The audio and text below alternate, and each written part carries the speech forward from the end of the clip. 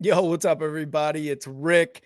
Kyle and I are bringing you another episode of Only Football. This episode, we are breaking down that Super Bowl 57 game between the Chiefs and the Eagles. What a game it was. We're also going to talk a little bit about some NFL news that has gone around over the last couple of days, and we're going to talk about our new schedule in the offseason. So let's get it.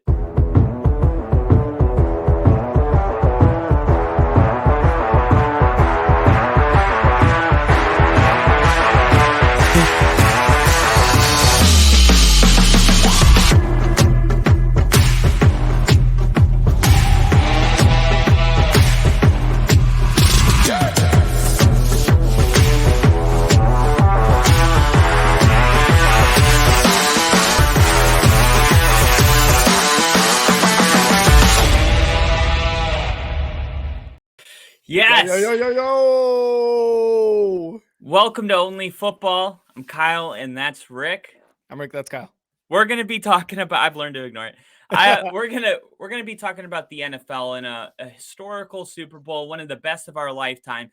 A Super Bowl that by no means, when we woke up this morning, did it slip our mind. But we will talk about the slippery field, and we will talk about some of the things that the NFL can do better moving forward. I want to say congratulations to the Kansas City Chiefs, especially Matt Nagy, for getting a Super Bowl. You were clapping. For getting a Super Bowl ring. Patrick Mahomes is a two-time Super Bowl champion. He has won two of his three Super Bowls. You got to give credit where credit's due. I did put up a short a little bit after the game, and you could tell that there were some people saying, "No, well, the Eagles they didn't deserve to win because they kind of choked towards the end." Look, I think the Eagles could have played better on the stretch, and you got to give credit where it's due. The Kansas City Chiefs played a good game down the stretch, and my issues with the NFL have nothing to do with the Chiefs. So congratulations to the Chiefs. But let's talk about that big game. Let's talk about the Super Bowl. Real quick though, I do want to say, I know as a Broncos fan, it takes a lot to say that because I've been there with the Packers. So props to you for saying that. But yeah, let's get into it. And real quick, we got Ginger in the chat. Ginger, as always, cheers, man. Thank you for being here. Definitely. And I'd say from a person watching this game, and there was even a part, I think it was halfway down the third quarter, where I looked at you and I said, it's really weird that the game is this close, and it feels like one of those games where if the Chiefs do win, we're going to be like, how did they even pull that off in the end? And that's exactly what happened. And part of that, I'll say, was just a couple big plays. I think of that punt return, especially that set up the Chiefs. But then Jalen Hurts, man, has that dog in him. He takes his team on a what was it, 80-yard, 85, 75-yard drive. I don't remember if it was a touchback, but the whole field from where they started, and he goes for two, and he does exactly what he needs to do. I look at the 35 points that the Eagles scored. I look at the four or five total touchdowns Jalen Hurts was involved in, either passing or throwing, plus the 2-point conversion. By no means did Jalen Hurts shrink in this game, but the Chiefs are the team that come out of the other end. And I got to think it's the Eagles that deserves most of the blame. Would you agree with that? Yeah. And you said something that I have written down on my notes as well, is how good Jalen Hurts played this game. But yes, I agree, man. Like at the end of the day, the Eagles defense, which was a vaunted defense coming into this game and throughout the entire season, right? Let's give them their credit because they deserve it. They came into this game and literally just shit the bed, man. And it sucks because this defense was so good throughout the season. And again, the Chiefs O-line, you got to give credit to them as well, but it was just not a good showing by them. Just some stats. I mean, this was the second time this season in the entire 2022 season, including the playoffs, that they were held for 0 sacks. They only had 1 tackle for loss the entire game. Fletcher Cox, Reddick, Sweat, Davis, and Sue had a combined 3 tackles. Javon Hargrave had 5 tackles alone. They were able to get 5 QB hits, but it seemed like it didn't matter because that defense let up a lot of points.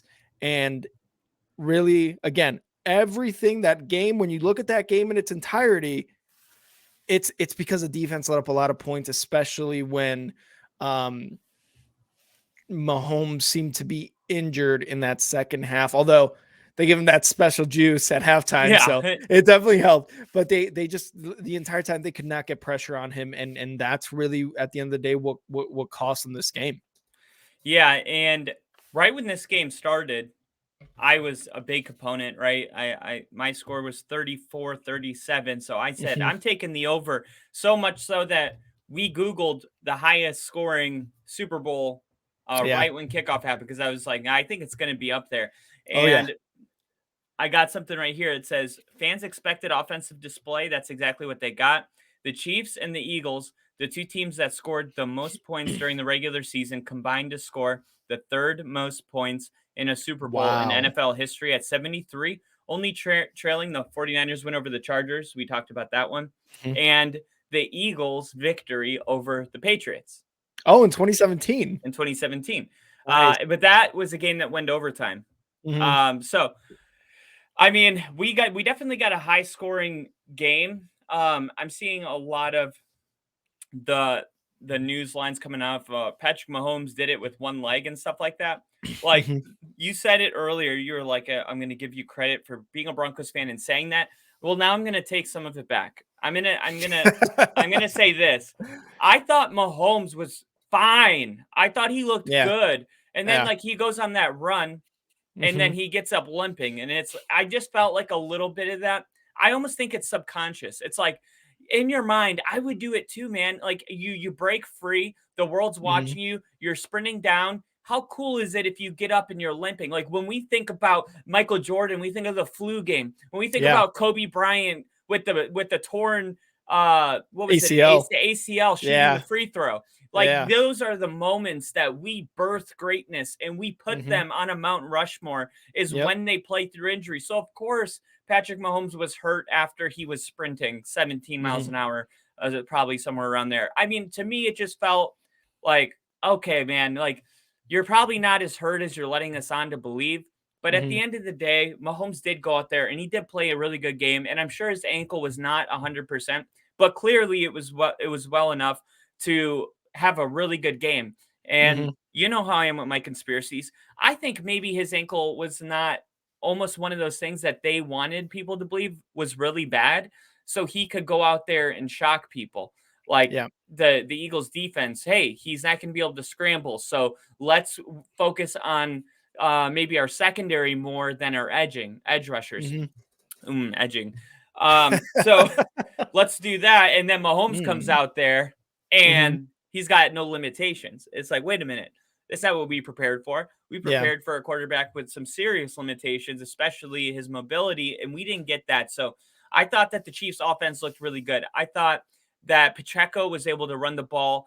I did think the Eagles did enough to stop Pacheco to win the game, Mhm. but Travis Kelsey, wide open. How many times? I mean, the Mhm. linebacker trying to. We saw linebackers literally get their ankles broken by Travis Kelsey. Travis Yeah. Kelsey's a good route runner, but come on, man, you can't get your ankles broken in the Super Bowl by Travis Kelsey. It's not Tyreek Yeah. Hill. And Yeah. then also those two touchdowns at the end of the game, busted coverage. I mean, just Mahomes wide open because they were focused on Kelsey, and Yep. Kelsey comes up to the line, and then this dude just runs a simple flat route, and he's wide open, and then you're like, okay. Then the punt return, and then the next play is like the same play on the left side of the field. You're like, what is going on, dude? Why is Mhm. nobody able to? So, and you said, look, good job on Mahomes seeing the open guy, Yep. but there was a part of me where I was like, you know what, this is just too easy.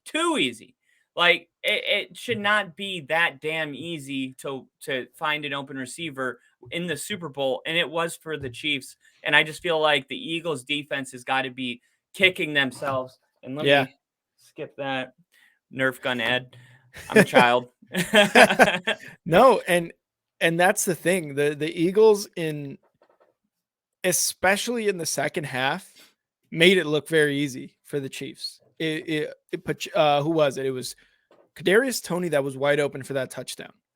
and then it was Sky Moore that was wide open for that touchdown on the left side.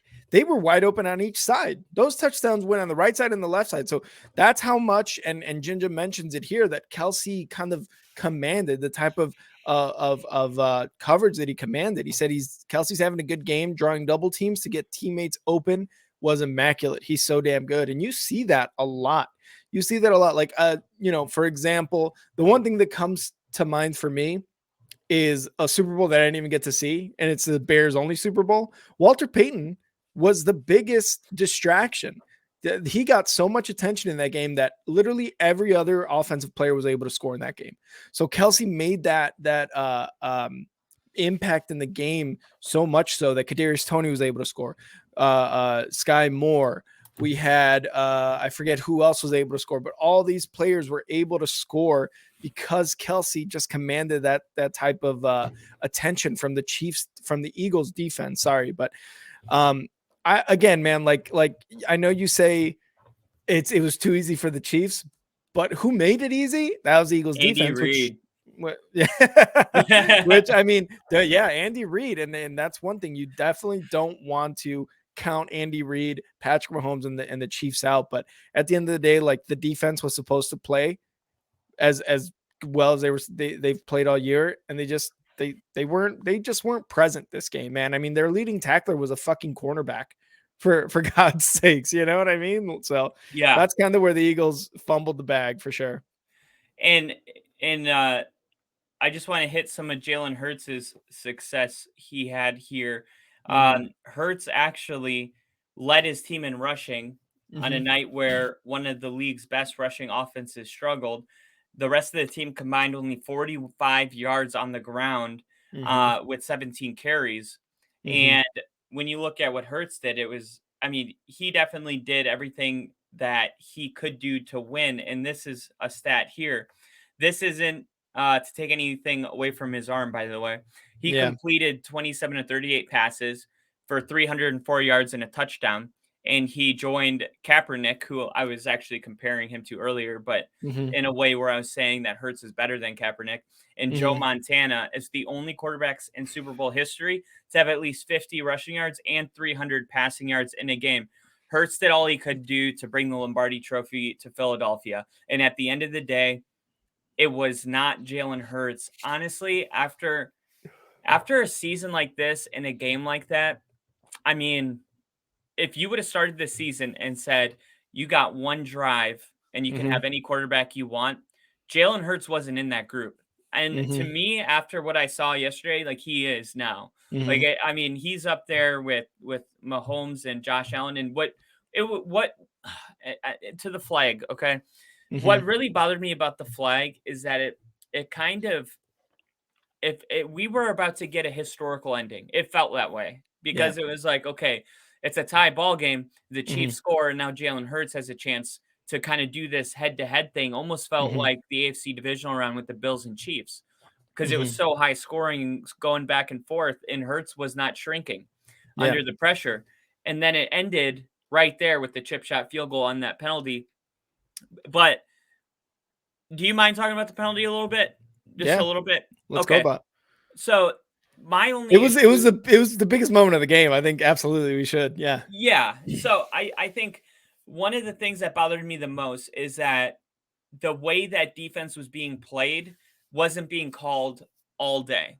Okay. So I think if you would have thrown that flag earlier in the game, because a lot of people said, he even admitted he was holding. It's to me, I'll get there. I think if you throw that flag in the middle of the game, he doesn't play that way in this moment. I think it's like, okay, this is because as a defensive back, you're constantly seeing, what am I getting away with? Where's the line? Because as we know, and this is one of our big critiques of the NFL, is every officiating crew has a different line. So as a defensive back, your job is to know, how physical are they going to let me play? Okay, this is where I can be. This is where I'm going to be. And he found out where that line was. And at the very end of the game, the refs came up, grabbed the stick, and drew a brand new line. And it was the end of the game. And it was like, come on, man, you can't draw a new line at this point in the game. And when I thought about it even more, I think about this, right? Was it holding? Sure, it was holding. But should you get pulled over for going 51 into 50? I mean, you're speeding, but Yeah. do you deserve to be pulled over? I mean, that's Mhm. the question. Like the NFL can break it down and put it in, and even on the live camera on TV, Greg Olson was like, I don't know, man. With this much at stake and with this on the line, that's one I wish I wouldn't have seen thrown. And I really commend him for doing that because as a person Mhm. that was new into broadcasting and I mean, congratulations by the way, Greg Olson, Yeah, congrats, Greg Olson, officiating a Super Bowl. former But Bear. for a guy that is new at this to have the cojones to Mhm. literally be like, you know what, that was a bullshit call on TV. And Yep. I just thought, man, how many times do we see this? And all the crew does is kind of back up the officiating. It was Mhm. nice to see somebody that was human say something that was human, which is what we were all thinking in that moment. Yeah. Probably unless you're a Chiefs fan or Mahomes, who was pointing, Oh, yeah. like, "Oh, yeah." And that was another thing where I was like, bro, like that's not one to point and freak out. Like there are calls where you should stomp your feet, but that wasn't it.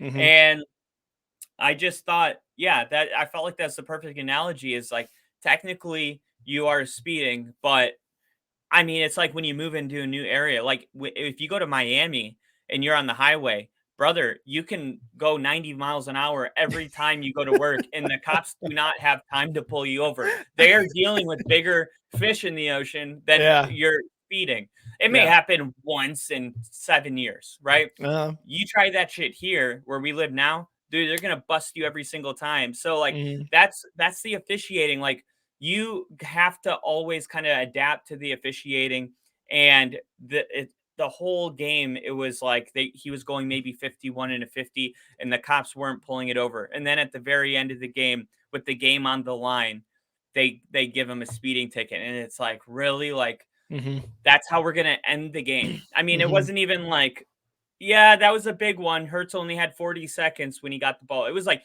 that was the end of the game. Mhm. And it was to me just one of those things where I was really mad when it happened. I was mad after it happened. I woke up this morning and I'm still very upset about it, to be Yeah. honest, because it was such an epic game. It really Yeah. was. It was Yeah. such an incredible game. I mean, it was the best Super Bowl I might have ever seen. I mean, I'm gonna put my Broncos as the best because they won, Yeah. but that was a defensive game, and it wasn't that much like it wasn't like crazy fun. It was cool because Yeah. it's my team, but that was like a really fun Super Bowl, Mhm.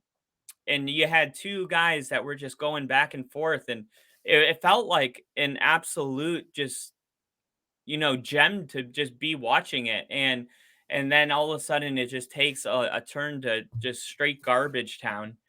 And for that, I'm really pissed off. And I think that they really do need to start letting the cameras be more a part of officiating, because obviously humans are just very flawed. And I don't know, like maybe make like a green flag that you throw out. They said they had over 400 cameras Mhm. on the field. That's so many different angles. And it's just like, how do you have the means to be so perfect and be so flawed in these moments? So yeah, to that point, right? And real quick, this game, 38-35. This is what that Patriots Rams game was supposed to be. That ended up being 12-6 or whatever it was. Yeah. So just real quick note on that. So you're right. Like under 2 minutes, like the refs have the say, whatever that rule is. I don't really remember what it is, but under 2 minutes, you can't challenge something like that. So Sirianni had the challenges in his pocket, but couldn't do anything. Um, what I will say is at that time, real time, we were watching it. Even I was like, how are you going to throw a fucking flag? Like you said, 51 and a 50, you're going to throw it there. You're going to get a ticket. Like, come on, right?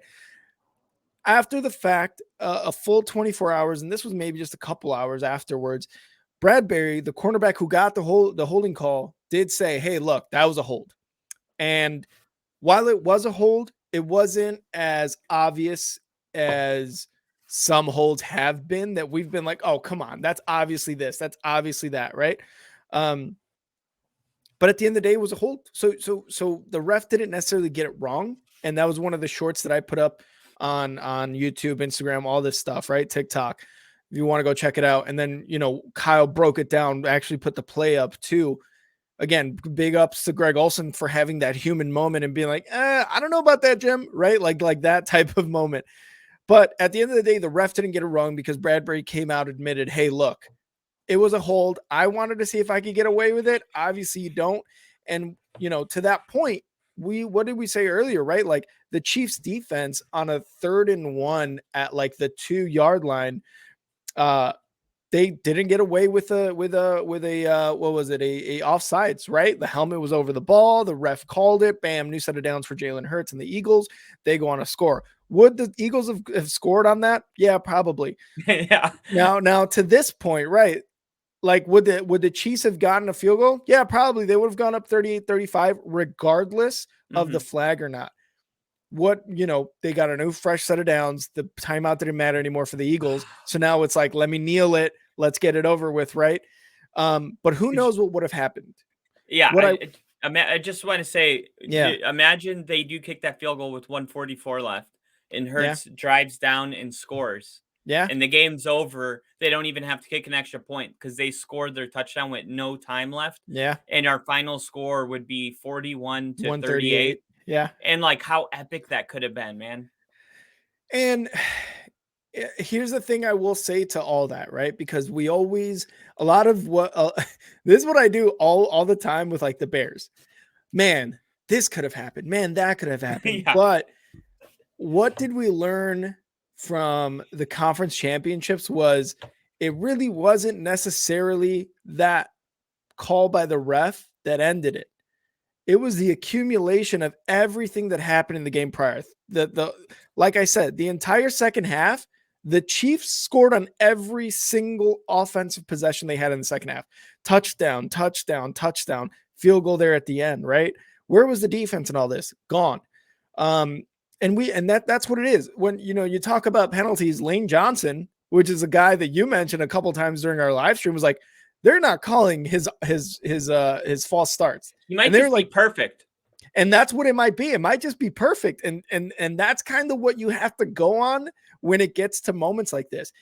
The ref was not wrong because Bradbury, the cornerback, said, I held. The Lane Johnson didn't get called on those false starts because, like you said, hey, he might be timing that shit like that, like on the snap of a finger. What if he's the best in the league? And he very well might be because he does not get those calls, right?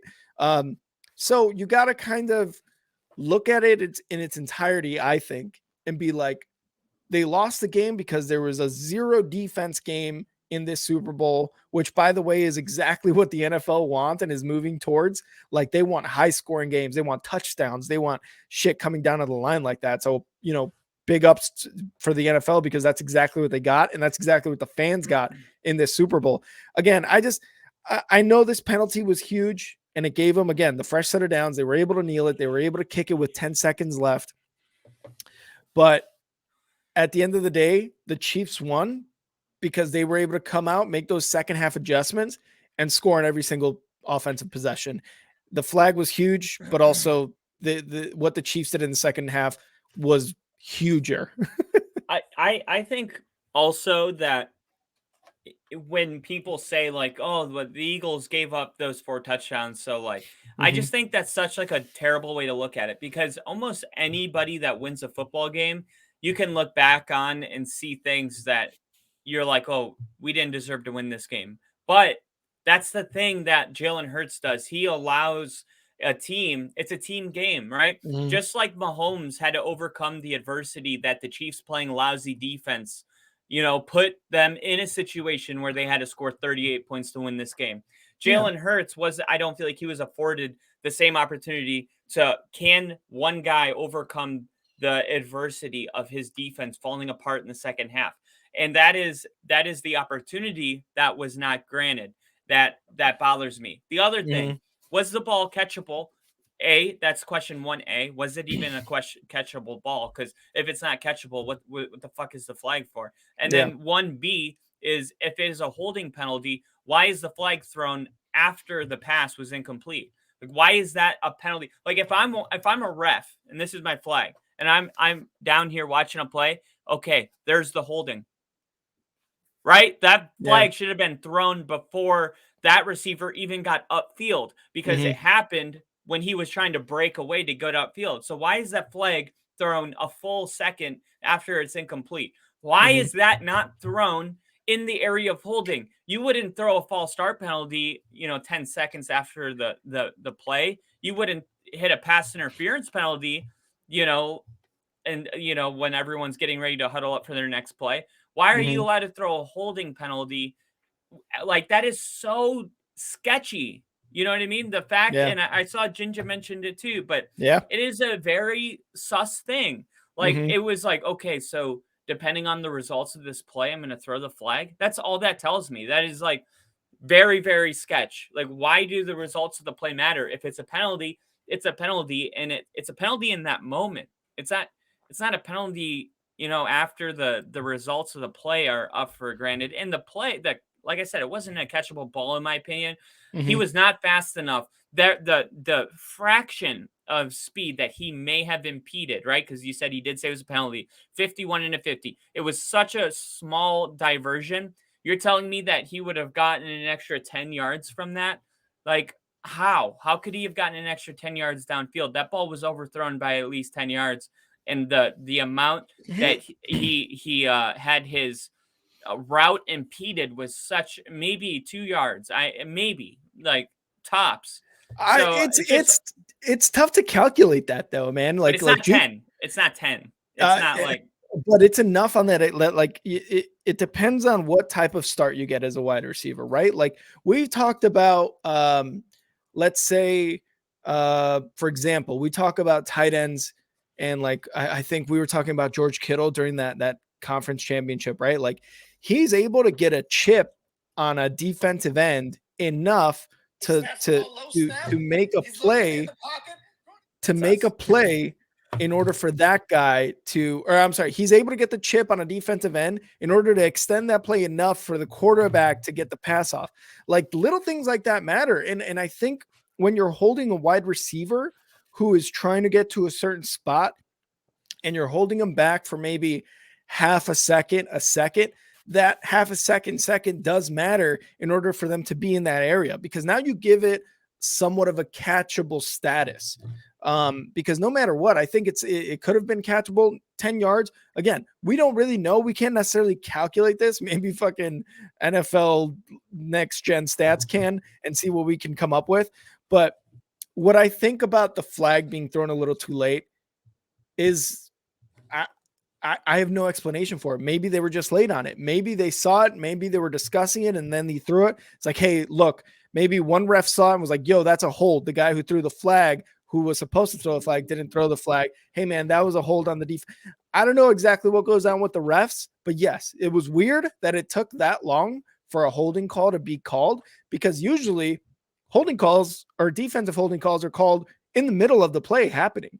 But I will say it was weird, but I think at the end of it, that's kind of how the cookie crumbles for the Chiefs and the Eagles.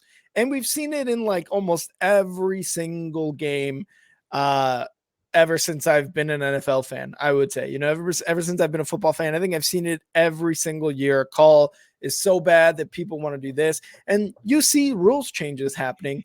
But I don't know. I don't know if maybe it needs to be reviewed under those 2 minutes a little bit more closely, because it has such a huge effect on that game. Is like, hey, maybe we need to review this. We can't let the coaches challenge it. And I think it's a good challenge, but let's review it, ourselves and see what we can come up with. Yeah. And I think, look, regardless of what side you're on of this argument, one thing is for sure, like, it's not good for football for a Super Bowl to conclude. And these are the conversations that are happening. Okay. Find the refs. The refs. It's not even necessarily like punish the refs. It's more just like, hey, we need, because now it's 2 games in a row that the game has ended. Yeah. And people have had to have long conversations about referees. Like the NFL in a perfect world, a game would end and all we would do is kind of bask in the amazingness of what we just witnessed, right? Just sit here, soak it all up, debrief it, right? Like the Mhm. fact that we have to have these conversations in the first place is the first red flag. Whether you're on the Chiefs side or the Eagles side, you don't want to kind of cover up how great the game is with something like that at the very end. Yeah. So a couple more things about Hurts, just because I really want to give him some props where it's due. He Yes. tied Terrell Davis with 3 rushing touchdowns, Hell which yeah. was the most by a player in the Super Bowl in history. Mhm. And this is a quarterback, man. Yeah. He also rushed 15 times for 70 yards, with both numbers setting a new Super Bowl record, um, which seemed crazy to me. But I looked at what Hurts did, and 300 yards, tying Terrell Davis with 3 rushing touchdowns, the 2-point Insane. conversion, and I wonder what his ceiling is, because I doubt that he has reached it in his 3rd year. And I said after this game, if he beats Mahomes, would you consider him a top 5 quarterback? So let me put it this way: since he didn't win, with the Eagles losing to the Chiefs, is Jalen Hurts a top 5 quarterback? I think Jalen Hurts is a top 5 quarterback.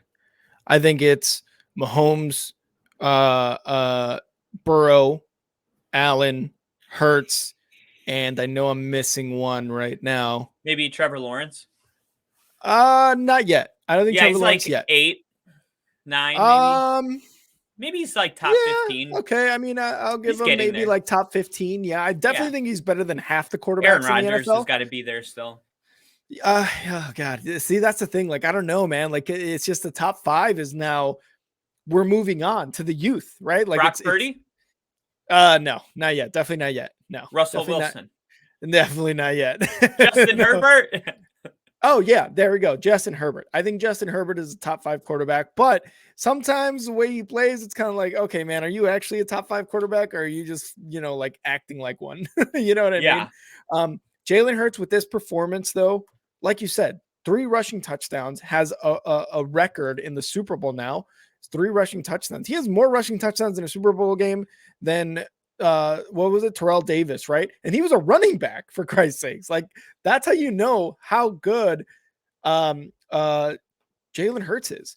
And he's gonna be a huge problem. That's one thing that I had my notes on. I was like, Jalen Hurts is gonna be a fucking problem in the NFL next year.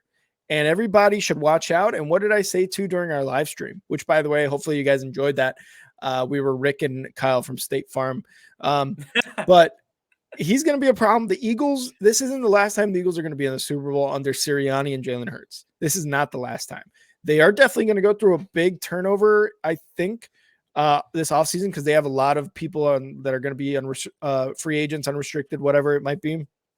But as long as you have Jalen Hurts there to command this team, and Sirianni with the way he's coached, I think they'll be fine. They're going to be fine. But yes, Jalen Hurts, top 5 quarterback going into next year. Top 5 quarterback for sure. And I also want to give props to the way, or I'm sorry, Pacheco. I thought you were going to say Bart Scott ran the ball. Bart Scott did well, but so actually, let me go back to Jalen Hurts. He had more than double the carries of the next rusher on the Eagles, and he had like 75 more yards than the next guy, like something like that. It was ridiculous. But what I will say for Pacheco too, on the Chiefs side, great game by Isaiah Pacheco. 15 rushes, 76 yards, and 1 touchdown. He averaged 5.1 yards per carry, along of 24. He had that touchdown. And he was shedding tackles, man. He was shedding tackles all day last night. And especially in that second half, he was doing very, very well after that Mahomes injury. This year, he's going to end his rookie year, including the playoffs, with plus 173 rushing yards over expected. He's also going to be a problem next year as a running back. And it's awesome to see these guys kind of just like come up. Hurts, Pacheco, all these guys that their talent is really, really like magnified in the Super Bowl. And it really makes you think like next year, man, the league is going to be in good hands from a running back perspective, from a quarterback perspective, from a team in general perspective, right? Because these two teams are going to meet again, I think, in the future. they've got a lot of championships ahead of them. Yeah, and you talk about the people coming up. We also have to mention this was the first time that two rookies scored a touchdown in the Super Bowl since the '85 Bears, which I thought would Really? be something that you would appreciate. But um, after the game was over and the press conference happened, I thought, man, dude, it's funny how how somebody is with the media can tell you so much about a person. Yeah. Just like the way they carry themselves with the media. And then even like Russell Wilson, right? He's such a robot with the media. And Yeah, then and that tells you a lot about him, right? You're like, it's hard to get the truth out of this guy. it is. Yeah. So for better or for worse, you learn a lot about people. Aaron Rodgers takes a very long time to think about his response before he answers. Oh, he thinks really hard. He's intentional with his words. Like you Mhm. learn a lot. Tom Brady, he's a winner. Jalen Hurts had a chance after this game to talk, and he was all class. He said you want to cherish these moments with the people that you've come so far with. He said, your family, loved ones, teammates, peers, everyone that you do it with Mhm. and do it for. I will say I'm proud of this team for everything we've been able to overcome. Obviously, we had a big goal in the end that we wanted to accomplish, and we came up short. I Yeah. think the beautiful part about it is everyone experiences different pains, different agonies of life, but you decide if you want to learn from it. You decide if you want to use that to be a teachable moment, and I know what I'll do. And and he just is all class, man. Yeah. He's all time. He's one of my favorite quarterbacks in the league. I love the way he carries himself off the field, and he's definitely a bright star. And the NFL is lucky to have a guy like him. And you think about everything that he's overcome from the moment he was benched in the national championship to Mhm. being in the Super Bowl and breaking rushing records and passing records.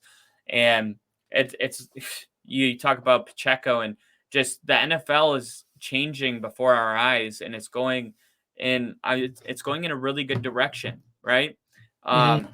I don't remember this ref stuff ever being so critiqued. I don't know if it's social media, but growing up, I know people complained about the refs, but it does feel like it's happening at a level that is a little more well, it's hard to tell, man. Honestly, it's hard to tell if it's we are being more critical or the Yeah. officiating's getting worse or if social Mhm. media is just making it more noticeable, right? Or if it's a combination of all of those things.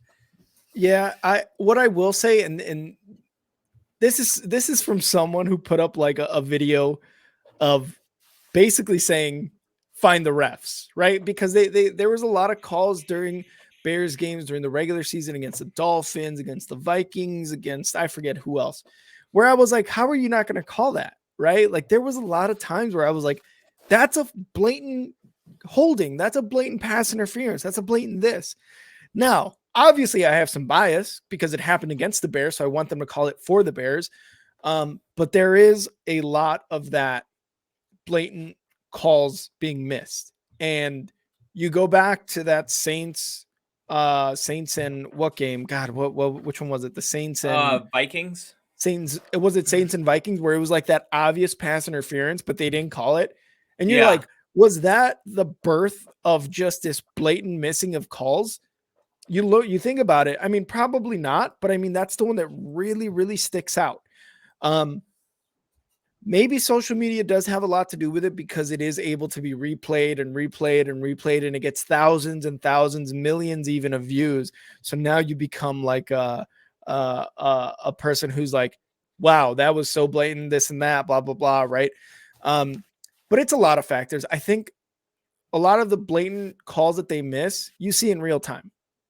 There's also a lot of like borderline that you see in real time that you and I even last night in the stream were like, how do you call that? How do you not call this? How are you calling this? So I don't necessarily I think the social media enhances it, but I think it's pretty obvious if you're watching the game. If you miss a game and you catch it on social media, you're like, wow, how did they miss that? You know what I mean? But if you're Yeah. watching it real time, I don't think it's I think the eye test is fine. We can either say it was blatant or they just missed it or they called it correctly. I think that's kind of what it is. Yeah. Well, moving on from from the ref stuff. I think Yeah. we beat the crap out of that. Beat the absolute dog shit out of that. Definitely necessary though, because these are the conversations that the world's having right now, and for Yep. good reason. Um, when you look at the state of both these teams, I think it's realistic to say Mhm. that the Eagles, and I honestly, I'll do it probably by next week's episode, and we'll break Mhm. down some new schedule stuff for you guys later. Yep. I want to talk about the Eagles and their ability to get back to this game, because when I look at the Chiefs, I think, look, do you have Patrick Mahomes next year? Yes or no? Yes. Yes. Okay, go Yep. down. Is Andy Reid the head coach? Yes. Super Bowl chance, 80% or more. Yeah. All right, and that's honestly, like maybe 80's high, but I'd say like 75. Yeah. And now the Eagles, now they have a really loaded roster, but I don't know the contracts. That's the stuff I said I'll break down this week. Mhm. Figure out, Mhm. hey, who are they going to be able to retain? Because the question is always, are you going to be able to retain your Super Bowl roster? Because your value is so high when you go to the Super Bowl. They're Yeah. like, dude, we're not paying $100 million for a defensive tackle. Like, you can go to Houston and get that money. Yeah. So will the Eagles be able to retain their players? And if they do, I would say the Eagles should be a Super Bowl favorite next year. Honestly, what do you No, think and about and that? and I don't well, so off the bat, probably, but they are losing a lot of guys. So They so are. depend they are losing a lot of guys that make this team really well. Bart Scott being one of them, that make this team a very good Their team. Bart Scott corner, being one of them. Yes, the Bradbury, Gardner Johnson. Gardner Johnson. Yeah, he's gonna be a free agent. He should probably go to the Patriots, I'm thinking. Yeah, like they're losing a lot of guys. So do I want to give them Super Bowl contenders right off the bat? I would hold off, but I would say probably they're still going to be up there as far as NFC teams. Um, so given all that information, I would wait until the offseason to really kind of say, hey, absolutely, they're probably the NFC contenders again for the second Jason year in a row. Kelsey, Fletcher Cox, Lane Yeah, Johnson, and Brandon Graham are all gonna retire. that's a lot of talent gone. And Ndamukong Suh probably gone too. A lot of guys on the defense, a lot of guys gone, so it's not again, they're probably a top NFC contender for the Super Bowl. I wouldn't put them in the Super Bowl right away. Man, I there's so much good stuff out there with Jason Kelsey's moment with his brother and his mom on the field after the Yeah, game. a lot of good And stuth there that's just like there's some tear jerkers out there. for sure. Um, so man, I'm almost embarrassed to say this, but I feel like I was like late on the Jason Kelsey. Like I feel like I just really learned about him when he came out with his podcast, New Oh Heights, yeah. and Oh, that's how it goes, man. It goes like that sometimes. yeah, it's like I just really got into him, and now he's gone. I It know, sucks. right? Hey, I think he'll still do his podcast, which would be fun. I'm trying to see when he was drafted. It feels like he Oh, wasn't in the he's league that long. he's been in the league a 2011. while. Yeah, he's been in the league a while. Yeah, And Travis Kelsey, you think Travis Kelsey, he's 34 years old. I was like, that's damn. insane. He was probably drafted around the same time as his brother. I was like, that's just insane to think that these guys have been in the league for a long fucking time. But that was wait, do you have anything else on the Super Bowl before we kind of move on to other NFL news? No, that's pretty much all I got. But congrats to everybody. That was a great Super Bowl, all Yeah, in all. I also want to give props to the Chiefs offensive line. All 2 weeks they were hearing shit about how they weren't very good. The defense for the Eagles was gonna kill them, and then they stepped up to the task. Kadarius Toney caught a touchdown and then had that great punt return. So props to him. Props to I can't say it enough, but like Jalen Hurts, man, what AJ Brown too and Devontae Smith were able to do for Jalen Hurts' game, like getting open, getting those really tough catches, moving around literally moving around defenders for AJ Brown to catch that touchdown was insane. So I want to just give my props. That's all those guys: Nick Sirianni, Andy Reid, Eric Bieniemy. God, who was the offensive guy for the Eagles other than Sirianni? I know he has a OC, right? I forget who it was. Oh, yeah. I'll pull it up really quick. Yeah, I can't remember his name, but I know he has an OC. And to Ginger's question here, how much credit do you guys give Nick Sirianni for the development of Hurts? I Shane think it's Steichen. okay. So him and Sirianni worked on a game plan, and that game plan really came to fruition in the Super Bowl. So it was very, very good, very effective. This is a good question by Ginger. Do you think how much credit do you give to Sirianni for the development of Hurts? I think it's pretty big. Um, But I do think Jalen Hurts has done a lot of work. I think Sirianni has been able to uh, harness that power that Jalen Hurts has of working so hard and being as good as he is, and developing an offense to his strengths, which every coach should do. Yeah, I mean, he's his coach, so you got to give him a lot of credit because all we know is that under this coach, it's funny because there's quarterbacks like Daniel Jones where I'm like, give Dabble a lot of credit, right? Because we saw Yeah. all these strides, but when you get into the top 5, right? When you get into the Hurts, Herbert, Allen, Mahomes people, right? Those are the Burrow. guys where Burrow, yeah. Those are the guys where I feel like it's kind of a funny line right there where they can succeed under anybody. Like just look at everything that frickin' Justin Herbert has had to deal with, and he's like the first quarterback to have 4,000 passing yards in his first 3 years in NFL history, and the total incompetence with Staley going Yeah. on, going Yeah. for it on 4th Oh and yeah. 20. Oh yeah. So I'm going to give credit to the head coach, but I also think I would probably give more credit to coaches like Dabble and Daniel Jones, where you see like, oh, this guy, or like Drew Brees and Sean Payton, Yeah. like. But I think there's just certain guys that the coach probably feels really lucky to have, and Yeah. I think Hurts is one of those guys. Yeah, and you say Daniel Jones and Dable, there was an obvious lack of maybe understanding of the offense or talent by Daniel Jones, and Dable was able to come in and be like, these are your strengths. Let's play to this. Let's give it to Saquon 15 times, 20 times a game, and let's see you work your magic on runs as well and passing it every once in a while with a weak wide receiving core. So I like you said, it really does depend on the talent on the quarterback and the head coach what that dynamic is, and if the head coach is able to harness either the talent of the quarterback or the lack thereof. And then another awesome comment by Jinja.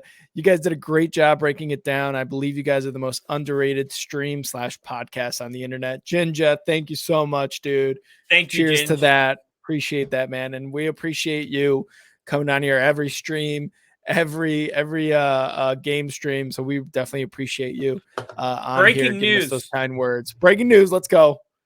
Colts to finalize deal with Shane Steichen on Monday. Fresh off the Super Bowl loss, the Eagles, Shane Steichen Woo! is flying to Indianapolis on Monday to finalize a deal with the Colts to become their new head coach, ESPN Let's reported. The go. And even report comes hours after the loss and his offense putting up 417 total yards in a losing effort. He will replace let's Frank go. Reich and Jeff Saturday. The Colts notified the other candidates Sunday morning that they have chosen to go in another direction. And the final candidates were the Los Angeles Rams defensive coordinator Raheem Morris, the Green Bay Packers special team coach Rich Bisaccia, and Jeff Saturday. So they wake up, the Colts see the Super Bowl. They're wildly impressed with the offense. They call Bisaccia Saturday and Raheem Morris. They say thanks, but no thanks. And they finalize a deal with God, so many names, which Shane Steichen. So Shane There you Steichen. go. Ginger said it. He said he's going to be exciting that he's going to be the head coach. So good for you, Ginger. Happy for you, dude. You got a great offensive Oh, you put mind. it up. Yeah. Got a great Dude, offensive mind going to the Colts. Yeah, man. You got a new head coach. Look at that. We all got a coach. We all have a coach, man. We're all going to the Super Bowl. We're all going to the Super Bowl again. All three of us are going to the Super Bowl. All right. Love it. All right. So that was our Super Bowl 57 recap. Again, we hope you guys enjoyed. Go ahead. Sorry, one more thing. I got one more question, only for you though. Okay. Oh shit. It's a no shit question. With Matt Nagy winning a Super Bowl, does he get another opportunity to be a head coach Yeah, in the next unfortunately. 2 years? Yeah, he does. He does get another shot. I know for a Will he fucking succeed? fact. What's that? Will you want him to succeed? You know, that's a very good question. Would I want him to succeed? I don't know if I would care, to be honest. That I think that's the best answer I could give you, because after what he did with the Bears, don't get me wrong, he won coach of the year. He led the Bears to 12 wins in his first season as a head coach ever.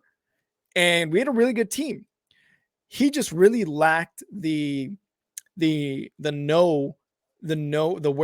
I don't know what the word is. The wherewithal to say, you know what, Mitch Trubisky, maybe he's not the quarterback for my system.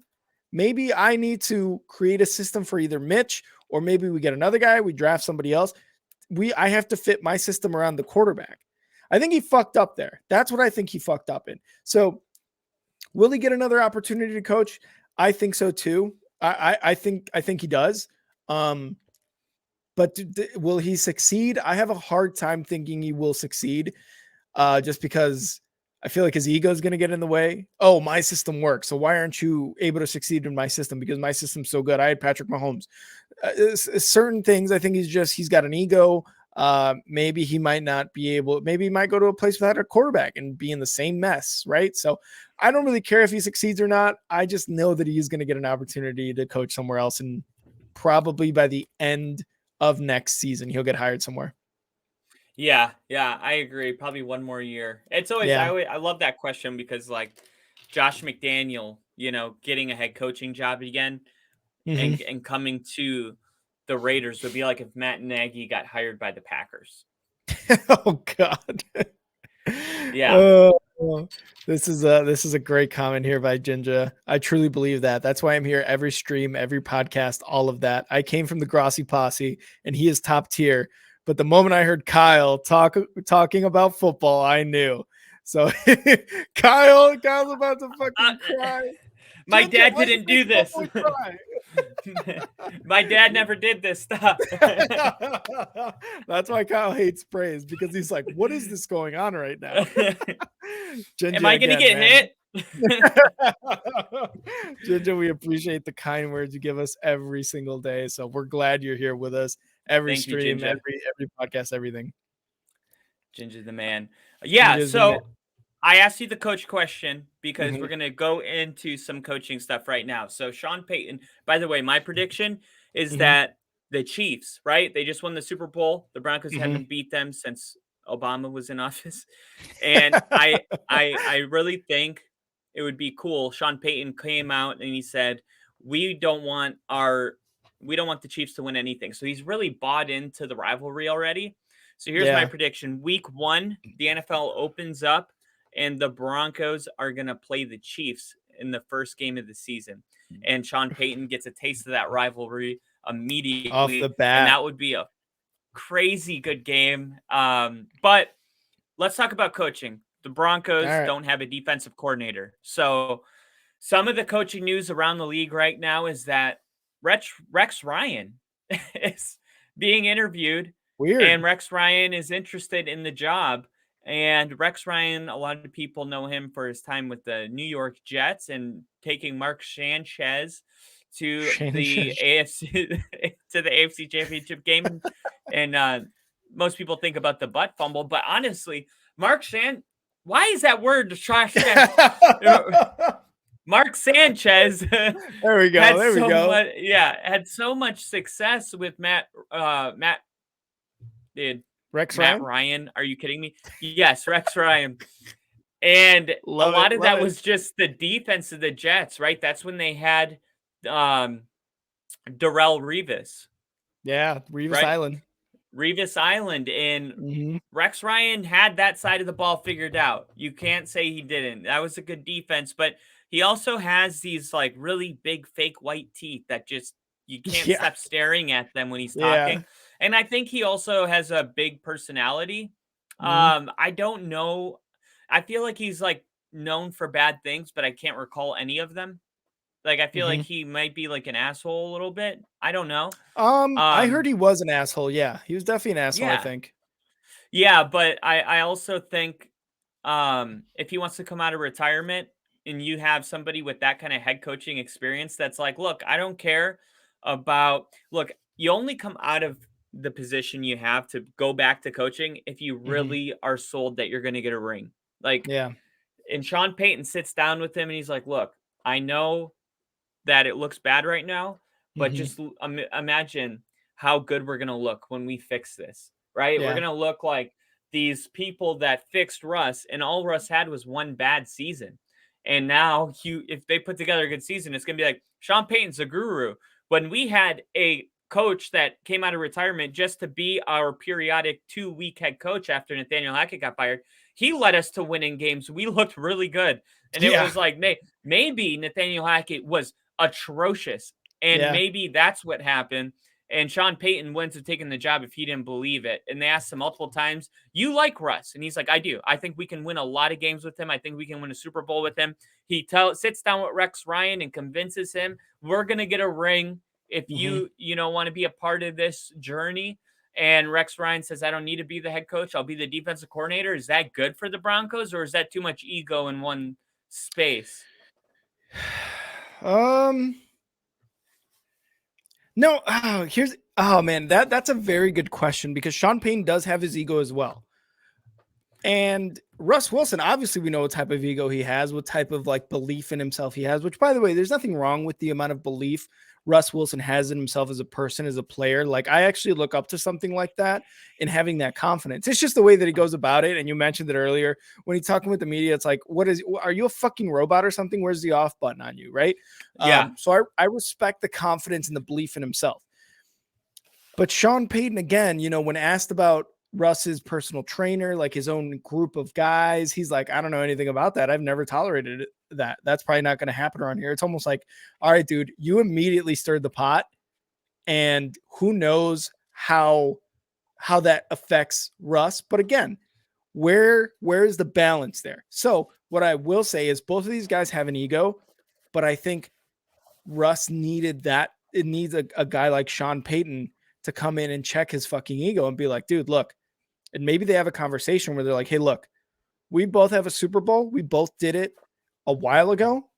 Let's come together as a quarterback coach duo and let's put all our shit out on the table. Let's put all our cards out on the table. Let's talk about what may work, what may not work, and let's try to get the fucking Denver Broncos back on top of the AFC to win the Super Bowl. Can they do that? I think so, because if Sean Payton's going to do it, if Sean Payton's going to do it for a championship, I think he needs to do that. And if Russ Wilson wants to get back to the Super Bowl, I think he's got to do that as well. I think those things are necessary things to happen in an organization. When I was talking about Nagy, he would not let go of his fucking ego, right? If Sean Payton is coming back from literal retirement to coach 53 guys, there's got to be a bit of him that is like, I'm not just doing this for the money. I really want to do this to win. yeah. And this is what I have to do, but I also have to talk to my star quarterback, my $240 million quarterback, and be like, dude, let's just fucking hash it all out right now, this week, preseason, whatever, and let's get us to the absolute top. Let's beat the Chiefs. Let's take the AFC West. Let's be champions again. So I think that's what needs to happen. But yes, both of them have egos. They need to check their egos, though, with each other. Well, there's also Sean Payton said in his introductory press conference, he said there's this idea that like I have to do things my way and it's my way or the highway. And he put it he's like, look, even that tweet that came out that was like Sean Payton reportedly likes the job, but he's Mm-hmm. worried about a power struggle with the ownership group. And then he Mm-hmm. came out and said that is absolutely false. Like I never had a problem with he's like, there's this idea that I need all this power. That's a Jim Harbaugh thing, right? He's Yeah. like, I Yeah. I I don't have any issues, letting the GM be a GM and the owner be an owner. Mm-hmm. And Rex Ryan, a lot of people know his brother Rob Ryan, who served Yeah. as the defensive coordinator for the Saints Yep. with Sean Payton. So this Yep. makes sense, right? Mm-hmm. And this interview happened on Sunday morning. So while the world's getting ready to grab their popcorn and watch the Super Bowl. Sean Payton's like, the fucking Chiefs are in the Super Bowl. We got to get our team. I love that, man. I love that my head coach, instead of watching our rival in the Super Bowl with an on-field pass that he, could get, he's like, I'm interviewing our defensive coordinator, because what's more important than this game is us getting to this game, right? It's like a strong just signal coming, from a guy that you just love if you're in Denver. So overall coaching, okay, so the Colts got their guy, okay? Yep. The Broncos got their guy, Sean Payton. DeMeco Ryans in Houston. The Carolina Panthers ended up hiring Matt Rule. No. The Carolina Panthers didn't hire Matt Rule. They hired Frank Reich. Frank Reich. Yeah, they fired Matt Rule. That's what I meant. Yeah, they fired. I was like, wait, they did? What the fuck? Fired him again. Hey, let's run it back. Come here, buddy. Run it back. Let's go, dude. Let's go. I was kidding, right? I had to. The Commanders are interviewing Eric Bieniemy, and they're also going to interview Greg Roman, who is the former Ravens offensive coordinator, which maybe not might be the best move for someone who needs to get their offense going. But hey, there's an interview there for the Washington Commanders after they, I guess, are getting rid of their what's his name? Jesus Christ. Ron Rivera. I guess they're going to get rid of Ron Rivera. Well, nobody's going to take that job. No coach. The only coach it's a tough one. Yeah, the only coach that would take this job is a coordinator that's really out kicking his coverage, because he's like, wow, really? They would hire me? Because not to bring it about Sean Payton again, but he said the triangle is the most important: ownership, front office, general manager, quarterback. And that's what any real coach, like, you're not going to bring a Sean Payton in to a team like the Washington Commanders that are potentially selling their football team right now. Dan Snyder has put his home on the market. He hired Bank of America to explore potential transactions for the team. And then, February 6th, he listed his home in Maryland for what would be a record-breaking sale, which isn't a surprise. So, I mean, the most popular name this whole time has been Jeff Bezos. And I think... Whoa! Yeah, so I do think Jeff Bezos will buy the Commanders. I'm almost 99% sure on that, because his name has been around for a while. He's just waiting for the time. So I do think, man, that would have been cool if he bought the Broncos instead of the Waltons. Jeff Bezos and Amazon instead of Walmart Field. It could have been Amazon Prime, and then we could watch Amazon Prime Time. Oh, dude, every Denver Broncos game would be on Amazon, and it would be fucking great. Yeah. Anyway, Walmart. So, but yeah, dude, I think until Jeff Bezos is the owner of the Commanders, they're gonna get not a serious candidate. They're not gonna bring in a real guy. No real guy is gonna go into that dysfunction. Because here's the deal: you get hired as the Commanders, and then an owner buys the team, and then the owner, first thing he does is go, I want to hire my own coach. You're fired. And it's like, look, now you just did all this. You relocated your family, all these moving pieces for a 1-year thing. Until the ownership group in Washington's a little more stable, the Commanders are kind of shit out of luck, I think. And they have a 16th pick in the draft. Yeah. Do you? Carson Wentz is not the guy. He's not going to be the guy. He wasn't the guy in Philly. He wasn't the guy in Indianapolis. Sorry, Ginger. He's not the guy in Washington. Heineke, a very emotional guy. He comes in, he wins games, right? Like we were loves like, this being guy's a backup. Yeah. Did you hear his quote? No. He was like, I want to start. Don't get me wrong, but being a backup is the best job in America. Oh, it must be fucking great. And that's what we talked about. That's the second best job in America. The first best job in America is being a head coach who gets fired and still gets paid those millions of dollars. So I think that's the first best job. So the Commanders don't necessarily have a great position in the draft to really be enticing to a brand new head coach, to be like, hey, you can pick the next quarterback. You really can't unless you were going to give up some stuff to get higher in that draft, right? Like you'll probably have to give up a lot of picks for someone like I don't know, the Lions, for example, or even the Seahawks to give up a pick that high that they have, right? To even be in the neighborhood of a new quarterback. So, like you said, I don't think it's the most glamorous job out there by any means. But they really need a new ownership group. That I think that franchise as a whole is going to be in the shitter for the next year, at least all of next season into the following season, and then 2 years from now they'll probably be in a better, more stable spot to make it somewhat of a desirable job. Yeah, and if Jeff Bezos doesn't buy the team, Byron Allen would be. I mean, honestly, I want Byron Allen to win it. Mm-hmm. Jeff Bezos can be a hard guy because it's probably going to be bidded on. Yeah. Um, and this is the same thing that happened to Byron Allen with Walmart. Is Mm-hmm. Byron Allen looking to be the first black owner of a team? He's the CEO Oh of wow. what is it, Entertainment Studio. But his net worth is Mm-hmm. $400 million.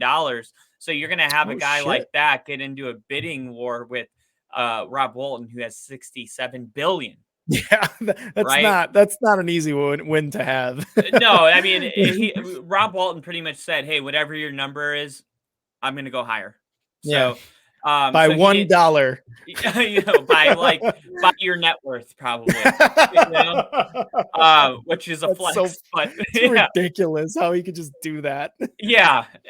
But that is something to look out for, a guy to cheer for. Byron Allen Yeah. hopefully can own the Commanders. I think also with the Commanders being in the DC area, that would be a really good thing for that specific area, because I've been in Maryland, and I Mhm. know there's like a split between the Ravens and DC, Yeah. and a lot of the Commander fans are actually African American. So it'd be Mhm. nice that they would have a black owner representing them. Yeah, You know, that'd be it would, fucking huge.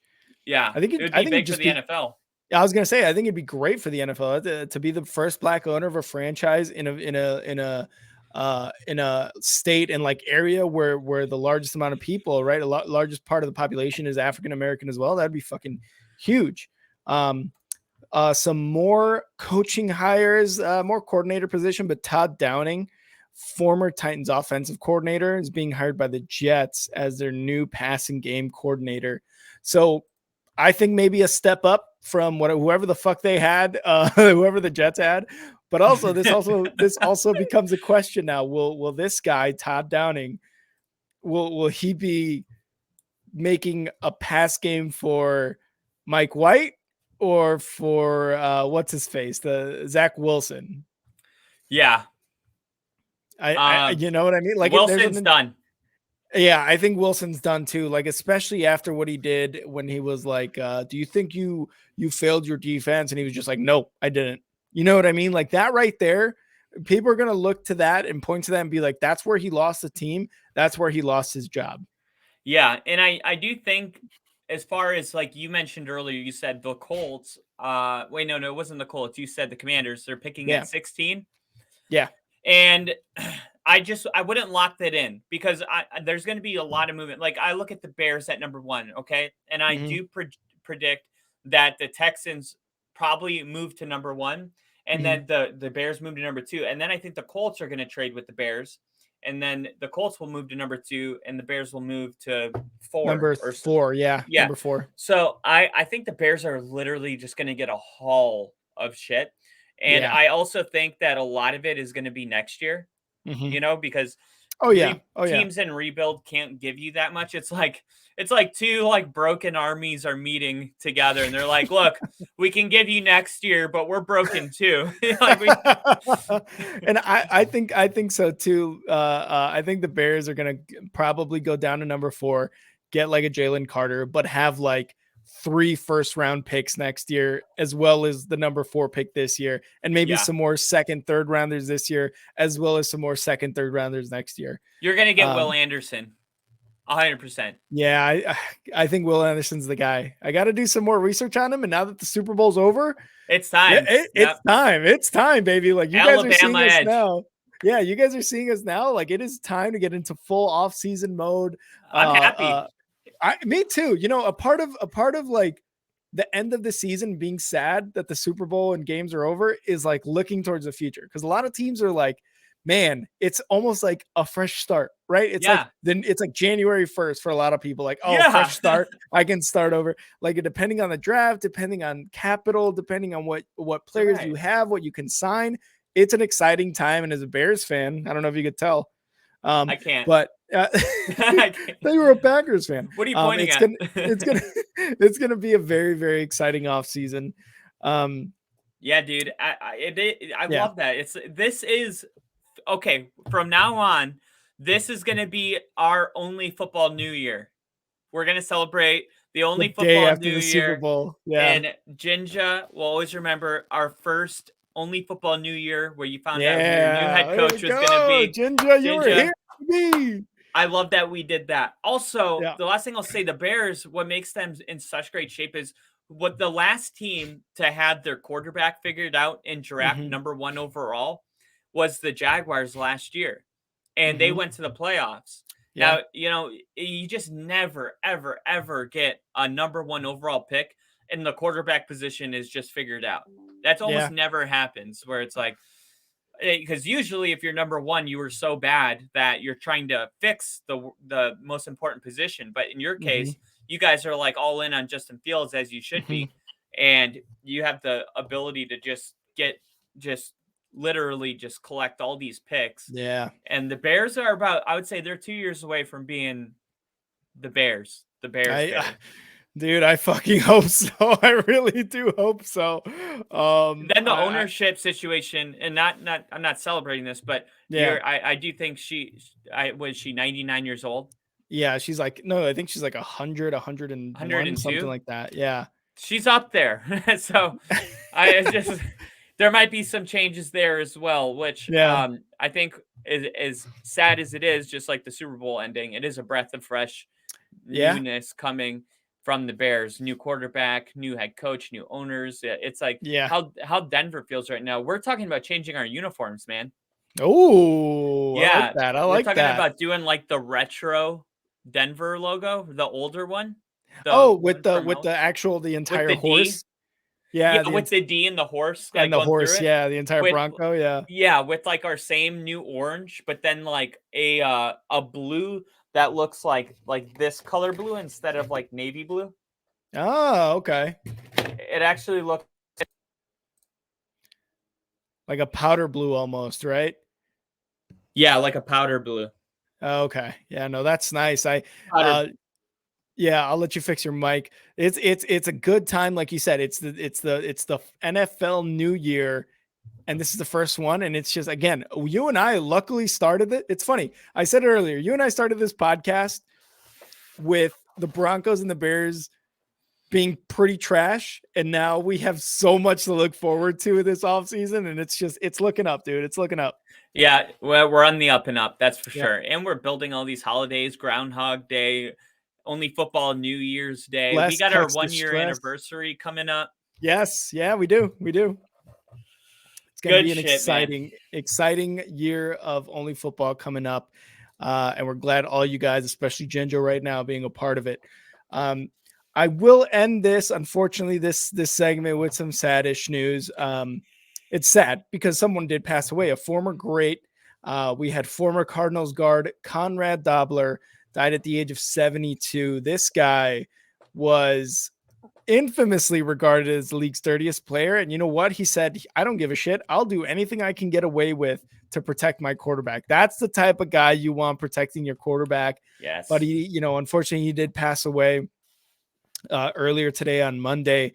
So, thoughts and prayers out to his family. This guy was a Pro Bowl selection 3 years in his 10 NFL seasons.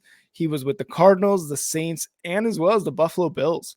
So Hall of Famer Conrad Dobler unfortunately passed away earlier today. And that will be the end of this NFL news around the league segment. Kyle, do you have anything else before we move on to our final segment? Nope. All right. So let's move on now to something we're actually pretty excited to talk about. And that's going to be our new off-season schedule here on Only Football. So we are going to be moving Nothing crazy. Don't worry. So nobody go ape shit. But our Monday episodes are still going to be Mondays. They're still going to be around 5 p.m. our time, which is Pacific time. So 7 Central, 8 Eastern on Mondays. But Mondays are going to be a little different from here on out. Kyle and I are going to try to make it a more engaging type of Monday episode with our live stream. So our Monday episode will be just on live stream, just on YouTube. It will only go up as a live stream, and just a stream. We won't turn it into a podcast the following day. We're gonna do trivia like we did in some live streams for games in the NFC Conference Championships, during the Super Bowl, during the playoffs. So one of our biggest things is we're gonna do a lot of trivia on Mondays. So very engaging for you guys that want to watch us during the off season. Another thing we're going to do, like commentary on games from, like, I don't know, the 60s, something like that, just some wild games. And I think, who was it? Was it Steven a while ago that had suggested that for us for that segment? I think so. So we're going to take that idea and run with it. We're going to do commentary on games. We're going to post it up here on the screen so you guys are able to watch it. Hopefully we don't get into too much trouble for that. Although if it's on YouTube, I don't think it should be. Fuck them though. And we're also going to think of other things to raise that engagement during our live stream. So we hope you guys are excited for Monday's episodes from here on out after this week. And then starting this week, we're going to also move our Wednesday episode to Thursdays.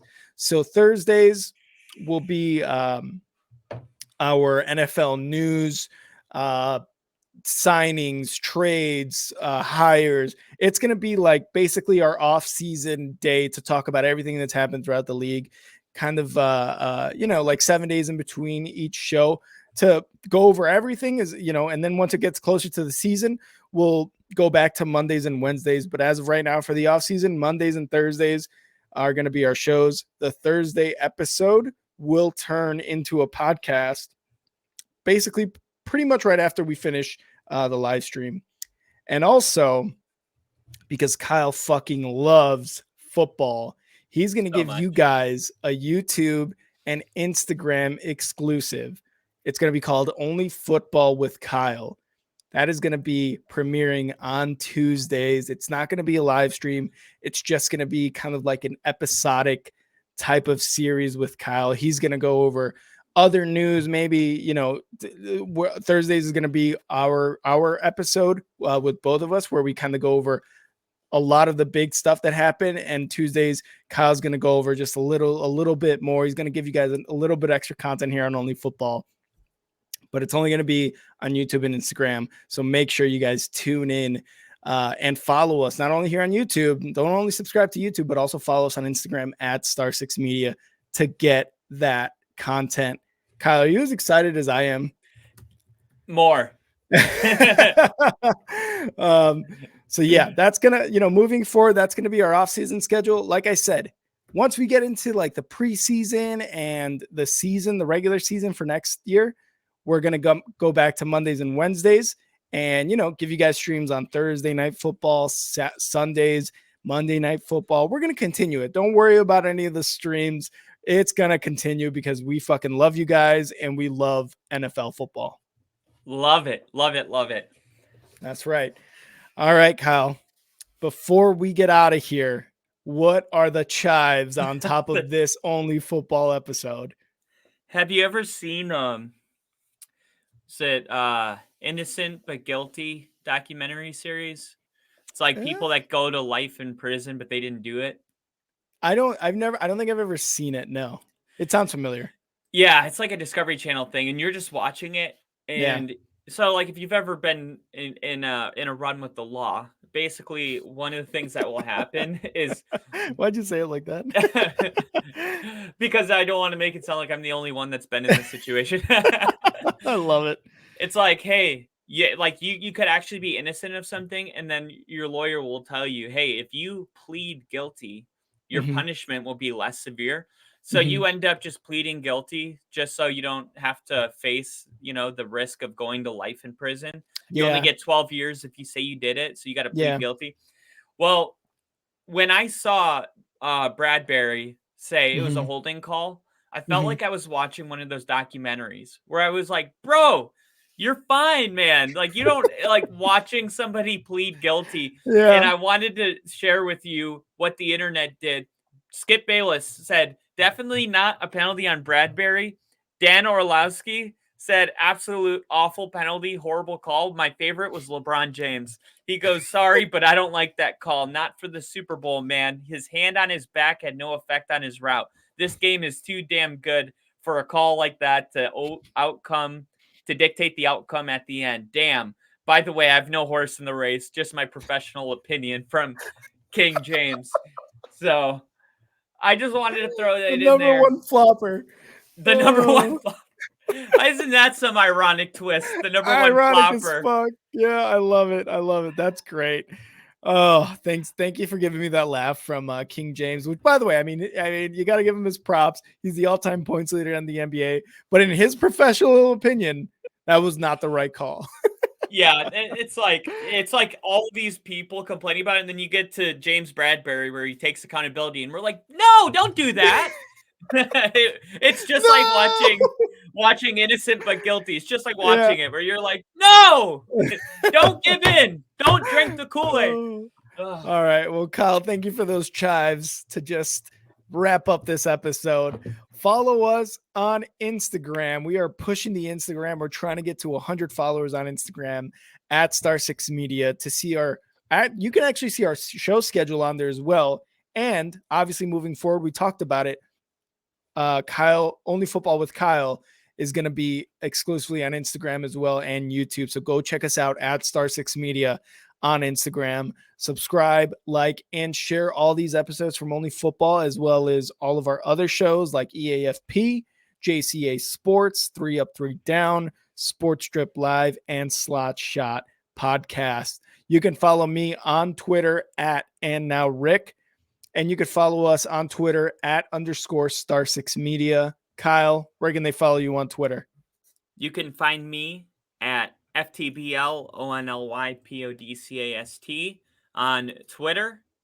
And we're going to call this podcast a magnum because we're about to wrap up.